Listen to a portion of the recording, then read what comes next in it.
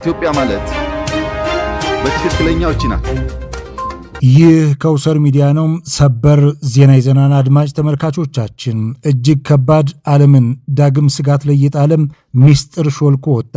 ዓለም አቀፍ የዜና አውታሮች ይህንኑ ሚስጥር ካጋለጡ በኋላም በመካከለኛው ምስራቅ በኢራንና በአሜሪካ መካከል ውጥረቱ አገርሽቷል። ከዚሁ ጋር በተያያዘ አሜሪካና እስራኤል መካከል ቅያሜና ቅሬታው እየሰፋም ከባድ ፍጥጫ ውስጥ ገብቷል ነው የተባለው።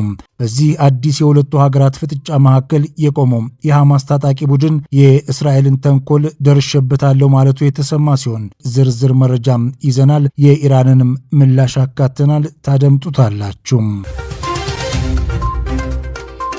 የኢትዮጵያ ጠቅላይ ሚኒስትር ዶክተር አብይ አህመድ እጅግ ወሳኝና ያልተነገሩ የተባለላቸው አንገብጋቢ ጉዳዮችን አንስተው ተናገሩ።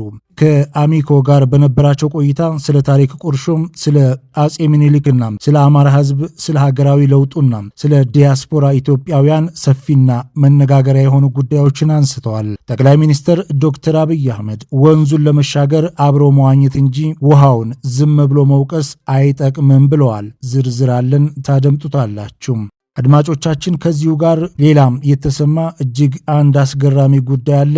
ወልቂጤ ላይ ህዝብና ፖሊስ አደገኛ ወንበዴዎችን ይዘው ታሪክ ሰርተዋል። በሌላ በኩልም በህገወጥ የሰዎች ዝውውር ሳቢያ በርካታ ኢትዮጵያውያንን ለሞትና ለእንግልት የዳረጉ እጅግ አደገኛ ወሮበላ ደላሎች ከያሉበት ከተደበቁበት የዓለም ጥግ ዛሬም እየተለቀሙ ገቢ እየተደረጉ ነው። አዲስ አበባ ላይ በርካታ የኤጀንሲ ሰራተኞች ከነዚሁ ከህገወጥ የሰዎች አዘዋዋሪ ደላላዎች ጋር ግንኙነት አላቸው የተባሉ ወዲህም በሙስና ተጨማልቀዋል የተባሉት እየተያዙ ወደ ህግ ገቢ እየተደረጉ መሆኑም ነው የተሰማው። ዝርዝር አለን። በ24 ሰዓታት ውስጥ ድንበር ጥሰው ሆ ብለው ጀልመው ባህር ያቋረጡም ከ60 ሺህ በላይ አፍሪካውያን ስደተኞች ዛሬም የዓለም መነጋገሪያ ሆነዋል። 43ቱ ዕድል ሳይቀናቸውም በጥይት ተገድለዋል። 37 ሺህ ያክሉ ደግሞ በያሉበት እየታደኑ ተይዘው ወደ መጡበት ተመልሰዋል። በዚህም የተነሳ የአውሮፓ ምድር ጣሊያን፣ ፈረንሳይን ጨምሮ አዲስ የስደተኞች ሕግ እስከ ማውጣትም ደርሰዋል። አድማጮቻችን ስፔንና ፈረንሳይ ሰሞኑን እንደ ዘንዶ ላንቃውን የከፈተ አደገኛ ጋላቢ የእሳት መንጋ በእጅጉ ፈጅቷቸዋል። ወዲህም በረዶ የቀላቀለ ከባድ ዝናብና ጎርፍ ደረማምሷቸዋል። ይህም ብቻ አይደለም፣ ከሰማይ የተወነጨፈ ያጓራ ቁም ስቅላቸውን ሲያሳያቸው ከርሟል። በዚህ መከራና ጭንቅ ውስጥ እያሉ ነው እንግዲህ በ24 ሰዓታት ውስጥ ብቻ ከ60 ሺህ በላይ ስደተኛም ሆ ብሎ ድንበራቸውን ጥሶም ይወረራቸውም። ይህ ከውሰር ሚዲያ ነው። ቅዳሜ ሐምሌ 25 ቀን 2018 ማለዳ መረጃዎችን እያደመጣችሁ ነው የምትገኙት አድማጮቻችን። ፕሮግራሙን ስታደምጡ ላይክና ሼር ማድረግ አትርሱም። አሁን በቀጥታ ወደ ዝርዝር መረጃዎቹ እናሸጋግራችኋለን። ዋጅሩ መሐመድ አስደምጣችኋለሁ። አብራችሁን ቆዩም። ቆይ ይሄ ድል እንዳያመልጣችሁ። ነማል ኢንጂነሪንግ ደሴ ላይ ዘመናዊ አፓርትመንቶችን የመኖሪያ ቤት ማለት ነው እና ዘመናዊ የንግድ ሱቆችን በመገንባት ላይ ይገኛል። እንግዲህ አሁን ደግሞ አዲስ እድል ይዞላችሁ መጥቷል። ከአሁን በፊት እዚህ ላይ እንደምትመለከቱት ወሎ ዩኒቨርሲቲ እና መናፈሻ ሳይት ላይ ግንባታችንን መሰረቱን አውጥተናል። አሁን ደግሞ በአዲስ መልክ ተቋም ላይ ደሴ መምህራን ኮሌጅ መግቢያ ጫፉ ላይ አስፋልት ዳር ዘመናዊ የንግድ ሱቆችንና የመኖሪያ አፓርትመንቶችን በማይታመን ዋጋ ይዘንላችሁ መጥተናል። ሱቆቹ በአብዛኛው ተሽጠው እያለቁ ነው። የመኖሪያ ቤቶቹንም ሽያጭ ጀምረናል።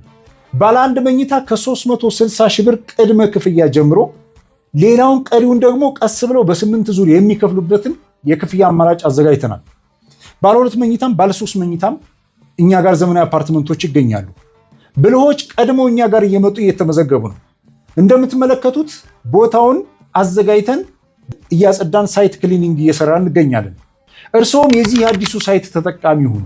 በ0948356500 በቴሌግራም በዋትሳፕ እና በኢሞ ወይም ደግሞ በቀጥታ በመደወል ይህ እድል ሳያመልጦት ይመዝገቡ። ዓለምን ያነጋገረ ከባድ ሚስጥር ተሰማ። አድማጮች፣ አሜሪካና እስራኤል ኢራንን አዘናግተው በከባድ ምት ሊያናውጧት የተማከሩበት መረጃ ነው አፈትልኮ ለዓለም ጆሮ የበቃው። አንዴ በመኳረፍ አንዴ በመናቀፍ አለፍ ሲልም ወዳጅ መስለው በመተቃቀፍ እባብ ለእባብ ይተያያል ካብ ለካብ የተባለላቸው አሜሪካና እስራኤል ኢራንን ልክ እንደባለፉት ጊዜያቶች በድርድር ካዘናጉ በኋላ ወሳኝ የመሰረተ ልማት ጣቢያዎቿን በከባድ ፍንዳታ ለማናወጥ ነበር በሚስጥር የተማከሩት። ኢራንን ለማጥፋት መጠነ ሰፊ ጦርነት ከፍተው ብዙ ጦርና በጀት መድበው ዋና ዋና መሪዎቿንም ገድለውባት ቢሉም ቢሞክሩ ቢጥሩ አልሸነፍ አልቆረጠም ብላም የብረት ቆል የሆነችባቸው ኢራንን አሁን ደግሞ በድርድር ስም ጦርነት በቃ ሰላም ይስፈን በሚል በተደረሰው ባቀረቡት ስምምነት መሰረት ጦርነቱ ጋፕ ያለ ቢመስልም እነሆ ዳግም የመቀስቀስ አደጋ ተጋርጦበታል። ይህንኑ የአሜሪካና እስራኤል ሚስጥራዊ ሴራ አልጀዚራና ሌሎችም የዜና አውታሮች ካጋለጡት በኋላ ኢራኖች ዋ ትነኩንና የሚል ወኔ ያዘል ምላሽ መስጠታቸውን የተሰማው የኢራኑ ፕሬዝደንት ማሱድ ፔዜሽኪያን ጉዳዩን አስመልክተው እንደተናገሩት ማንኛውም ጥቃት በኢራን ላይ ከተፈጸመ ቀጠናው የከፋ የአጸፋ እርምጃ እንደሚያስተናግድ ሊታወቅ ይገባል፣ ከቁጥጥር ውጭ የሆነ መዘዝ ያስከትላል ያሉ ሲሆን የኢራኑ የውጭ ጉዳይ ሚኒስትር አባስ አራግቺ በበኩላቸው ኢራን ላይ ጥቃት ከተፈጸመ አይንን በአይን የሚለው ወታደራዊ ሕግ ይተገበራል። የኢራን መሰረታዊ ልማቶቿ ከተመቱም ጎረቤት ሀገራት ማለትም ሳውዲ አረቢያ፣ ኳታር፣ ኢማራት፣ ኩዌትና ጆርዳን፣ ኢራቅና መሰል ሀገራት ላይ የሚገኙ መሰረተ ልማቶች ያበቃላቸዋል የሚል መረር ጠንከር ያለ አስተያየት የሰጡ ሲሆን በሌላ በኩልም ኻተም አልአንበያ የተሰኙ ወታደራዊ ክንፍ በበኩሉም አሜሪካና እስራኤል ጥቃት ከፈጸሙብን አንድም ጠብታ ዘይትና ነዳጅ ዓለም አታገኝም፣ ሆርሙዝ ይዘጋል፣ ይቆልፋል ሲል ዛቻውን ሰንዝሯል። ከዚሁ ጋር በተያያዘ አድማጮች በሚስጥር ያቀዱት የጥቃት ሴራቸው የተሰማባቸው አሜሪካኖች ኢራን ላይ ጥቃት ለመሰንዘር ማቀዳቸውን አምነው ነገር ግን አሉ ጥቃቱን ፕሬዚደንት ትራምፕ አላጸደቁም ሲሉ መካረሩን ለማለዘብ ሞክረዋል ነው የተባለው። ይህ በእንዲህ እንዳለ አድማጮች አሁን ወዳጅ አሁን ጸበኛ የሆኑ ከባድ የአቋሙ ዝግብ ላይ የከረሙት አሜሪካና እስራኤል በወሳኝ የመካከለኛው ምስራቅ ጉዳይ ከባድ ልዩነትና ፍጥጫ ውስጥ መግባታቸውም እየተዘገበ ይገኛል። አሜሪካ ሐማስ ጋር ተደራድረናል፣ ለሰላም እጅ ሰጥቷል፣ ትጥቅ ሊፈታ ተስማምቷል። ይህ ሲሆን ታዲያም እስራኤል ሙሉ በሙሉ ከጋዛ ግዛት ወታደሮቿን ታስወጣለች በማለት ትራምፕ ማሳወቃቸውን ተከትሎም በእስራኤሎች ዘንድ ቅዋሜና ኩርፊያ ገጥሟቸዋል። የአሜሪካው ፕሬዚደንት ዶናልድ ትራምፕ ይህንን የሰላም ስምምነት እስራኤሎች የማይቀበሉ ከሆነና የሚያደናቅፉ ከሆነም በእውነት እቀየማቸዋለሁ ያሉ ሲሆን በሌላ በኩልም የእስራኤል የጸጥታ ኤታማዦር ቤን ጊቪር በበኩላቸው ረቂቁ ተቀባይነት የሌለው ሲሉ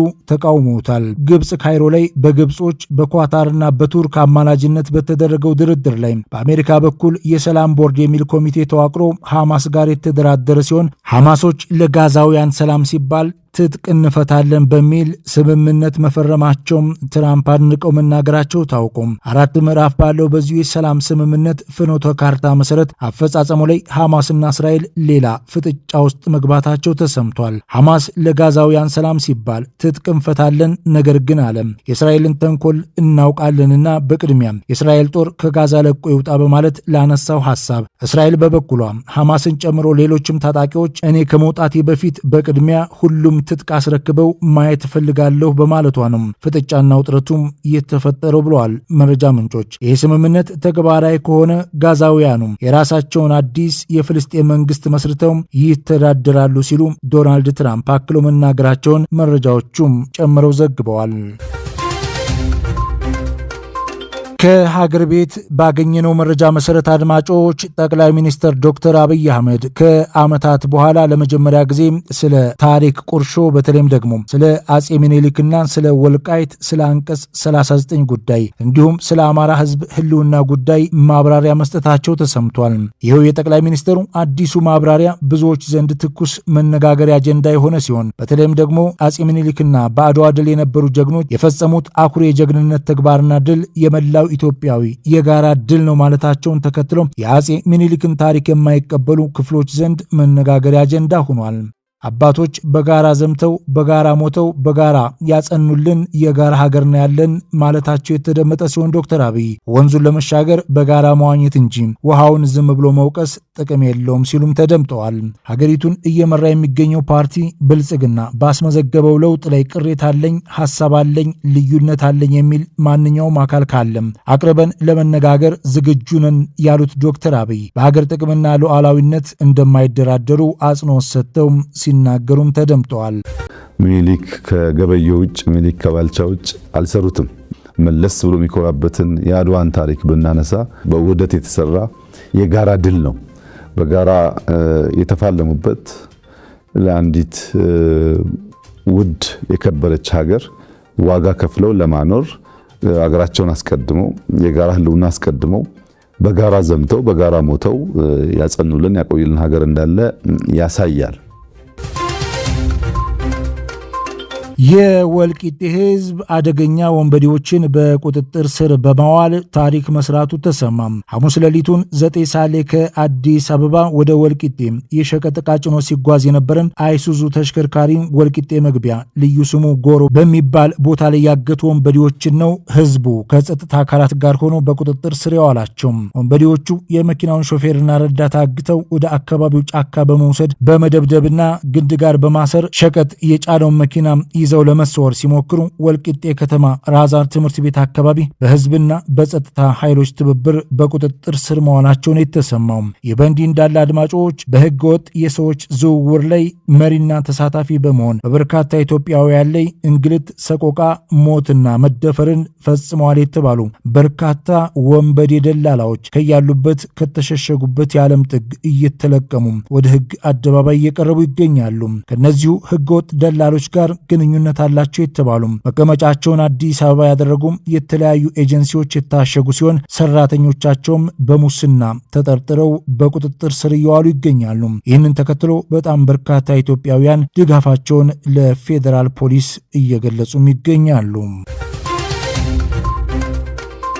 በመጨረሻም ዓለምን ጉድ ባስባለ መልኩ በ24 ሰዓታት ውስጥ ብቻ ከ60 ሺህ በላይ አፍሪካውያን ስደተኞች በጅምላ ሰፊውን ባህር እየዋኙ ተሻግረው የስፔንን ድንበር ጥሰው መግባታቸውን ተከትሎም በአካባቢው ከባድ ውጥረት ነገሰም። እነዚሁ ከ60 ሺህ በላይ የሚሆኑ ከሞሮኮ፣ ከሊቢያ፣ ከግብፅና ሌሎችም የሰሜን አፍሪካ ሀገራት የፈለሱ ናቸው የተባሉ ስደተኞች በደላሎች መሪነት ነው የሞሮኮ ጎረቤት ሀገር ከሆነችውና የስፔን ግዛት ከሆነችው ሴኡታ ተነስተው ነው ባህር አቋርጠው ድንበር ጥሰው ስፔንን የወረሯት። በዚሁ ድንገተኛ የስደተኞች ወረራ የተደናገጡት ስፔኖች በበኩላቸው የሀገሪቱን መከላከያ ኃይል ጭምር በመጠቀም 43ቱን በመግደልና ከ37 ሺህ በላይ የሚሆኑትን በመያዝ ወደ መጡበት ሞሮኮ እየመለሱ ሲሆን ጎረቤት ሀገራቱ ጣሊያን፣ ፈረንሳይና ሌሎችም ስደተኞችን ይዞ በመመለስ ትብብር እያደረጉ ሲሆን በዚህ ወቅትም የአውሮፓ ሀገራት ስፔንን ድንገት የወረረውን የአፍሪካ ስደተኞች ጎርፍ አስመልክቶም ከባድ ስጋት ላይ በመውደቃቸው አዳዲስ የስደተኞች ሕጎችን እያወጡ ይገኛሉ ሲሉ መረጃዎች አመላክተዋል።